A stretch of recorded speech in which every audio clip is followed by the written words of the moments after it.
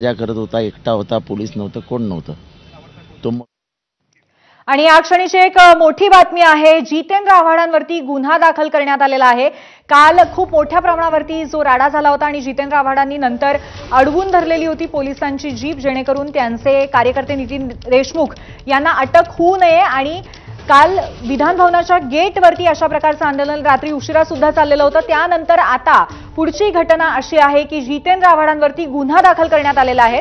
या गुन्ह्याचे संदर्भ काय आहे आपल्याला लवकरच कळतील आणि नक्की कशा पद्धतीचा गुन्हा आहे हे सुद्धा लवकरच उलगडेल. परंतु आत्ताच्या घडीची या संपूर्ण सिक्वेन्स मधली आणखीन एक महत्त्वाची घडामोड म्हणजे जितेंद्र आव्हाडांवरती गुन्हा दाखल झालाय आणि सरकारी कामात अडथळा आणल्यामुळे हा गुन्हा दाखल करण्यात आलाय.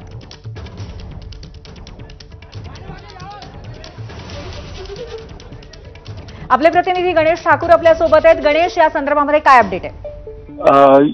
पूर्वी यामध्ये आपण काल पाहिलं की रात्री ज्या वेळेला पोलीस कारवाई करत होती तर पोलिसांच्या कारवाईमध्ये त्यांनी अडथळा आणला, गाडी रोखली. तिथं विधान भवनच्या परिसरामध्ये त्यांच्याकडनं जो हंगामा केला गेला त्याला पाहता सरकारी कामात अडथळा निर्माण केल्यामुळे त्यांच्या विरुद्ध हा गुन्हा दाखल केला आहे आणि मुंबई पोलिसांनी हा गुन्हा मरीन ड्राईव्ह पोलीस स्टेशनमध्ये दाखल केल्याचं कळतंय.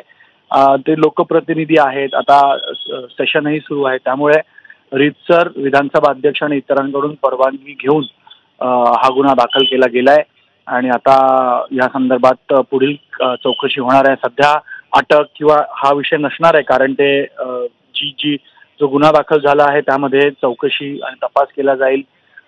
जितेंद्र आव्हाडांचं स्टेटमेंटही घेतलं जाईल.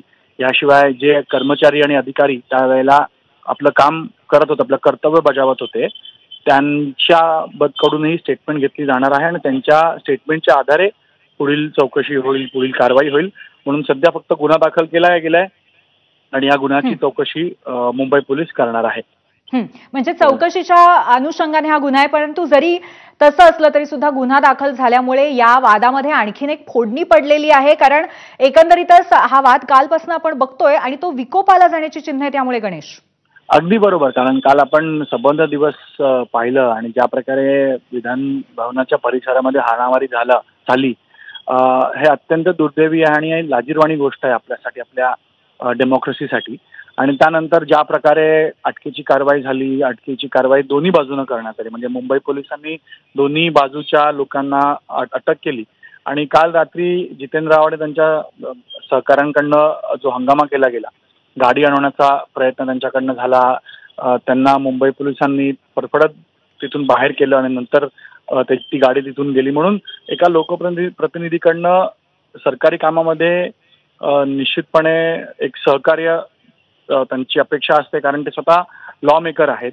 आणि जर अशा प्रकारे ते रस्त्यावर येऊन सरकारी कामात अडथळा आणतील आणि कारवाई नाही झाली तर एक वेगळा मेसेज जाईल, चुकीचा मेसेज जाईल. आणि म्हणून मुंबई पोलिसांकडनंही हा निर्णय घेण्यात आला आणि आपल्या अधिकाऱ्यांशी, अंमलदारांशी बोलून काय झालं होतं ते घडून प्रथमदर्शनीय यात गुन्हा होतो हे